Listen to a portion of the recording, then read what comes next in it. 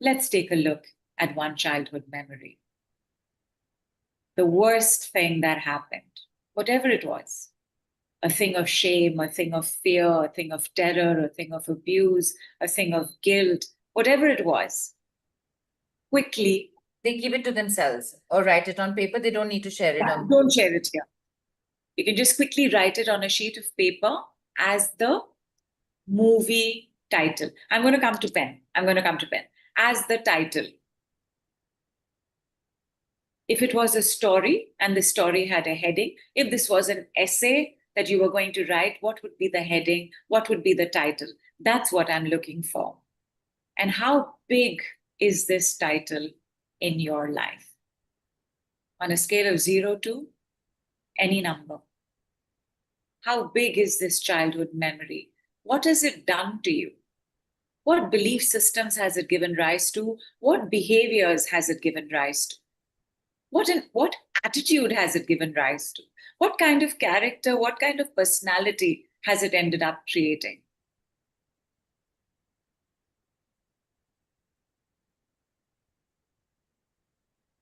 Give everybody a moment to write that. 2 minutes. Since we are on this almost pretty much family trip, can we decrease sibling wounds in the same way? Asks Rani. Guaranteed, anything, anytime, anywhere, anyone. Somebody's asked her addiction. Same thing applies. Can be used again. Treatment of sibling wounds, treatment of inner child wounds, treatment of addictions.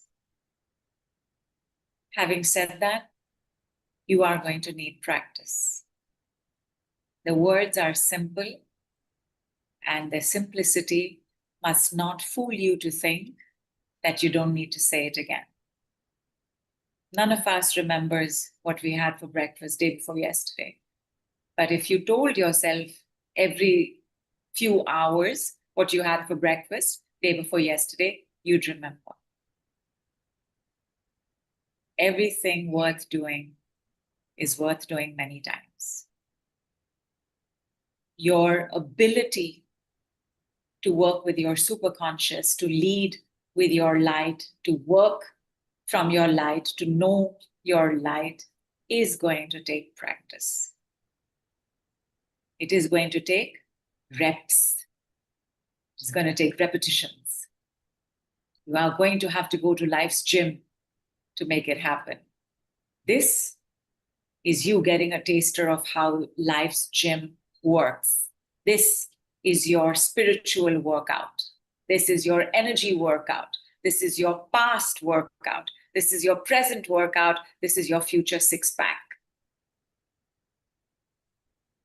And once you have written down this memory and how much it's affected you and what it's done to you, what it's made you, maybe it's made you afraid to step out of the house.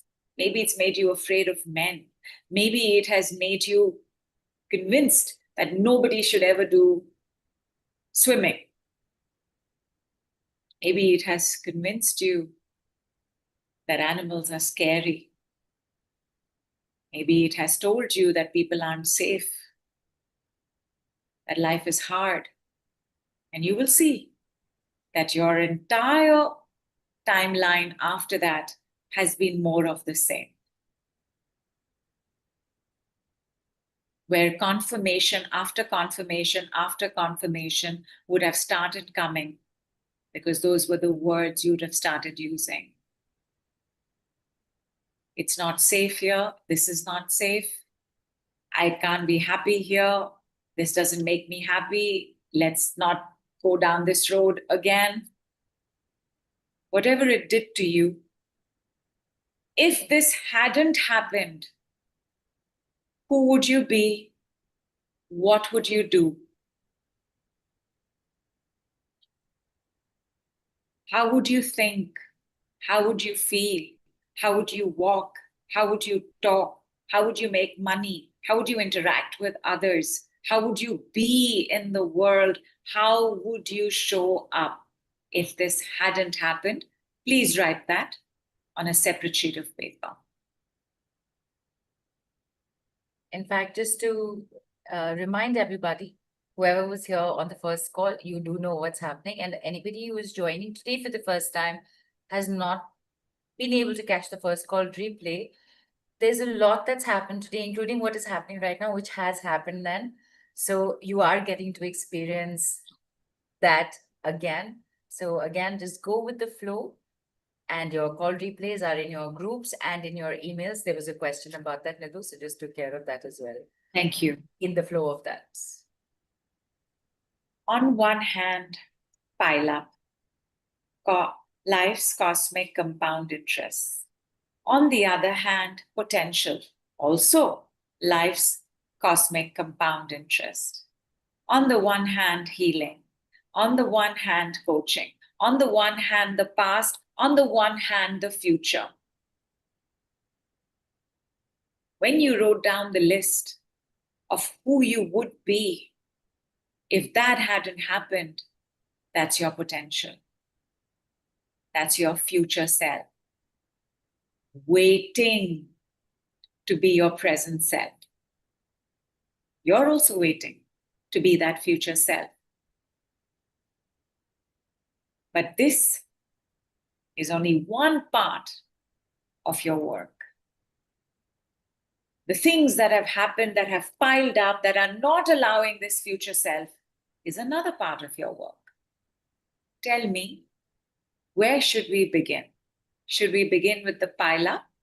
Should we begin with the potential? I know the answer to that, but I'm going to wait for people to respond. Where should we begin? Right. Sonali says pile up. Dr. Sarah says pile up. Mahesh says potential. There's pile up, potential, pile up, both simultaneously, pile up, clean pile up, allow space for potential, pile up, potential, here, now, present potential. These are all the responses coming in. Fantastic.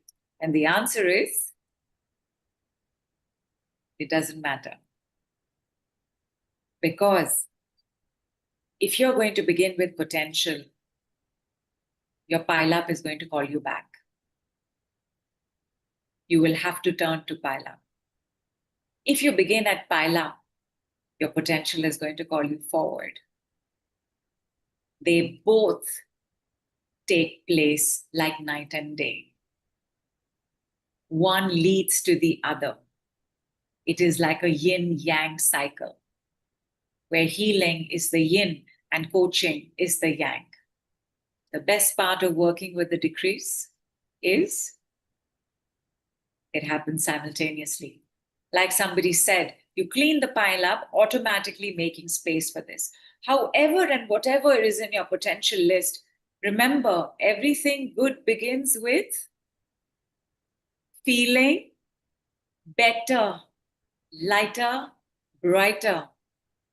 And therefore, everything that makes you feel that way is going to take you to potential, because your potential is not a job. It's not a career.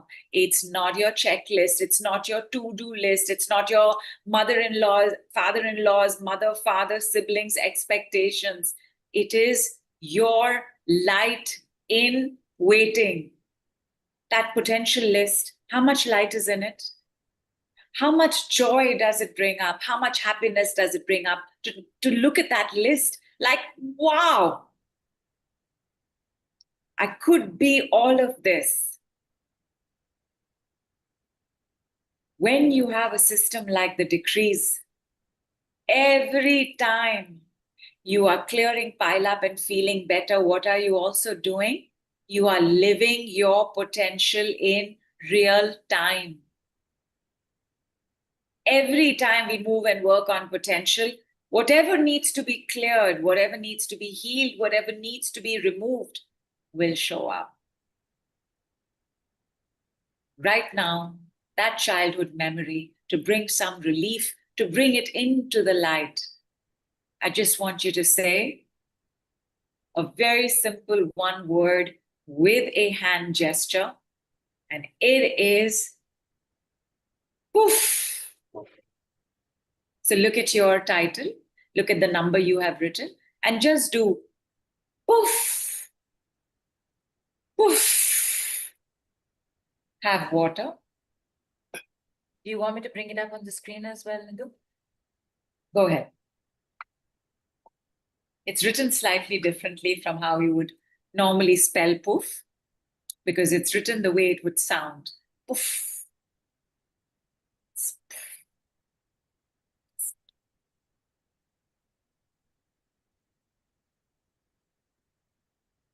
Check that memory. Check the number. How is it? Has it dropped? Has it fallen?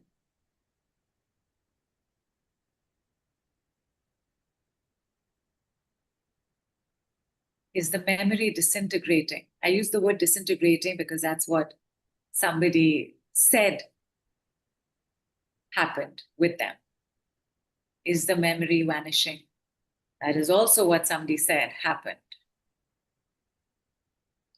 Reminds me of the cartoon style cloud poof, says Arjun. Dipali is saying there's a terrible pain in the left collarbone. Treatment of, treatment of, treatment of. Vijay Kumar says dropped, dissolved. Devashi says yes.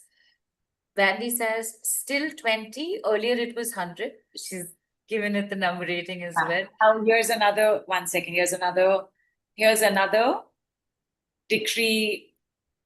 Well, actually it's an error in manifestation. Do not say still 20.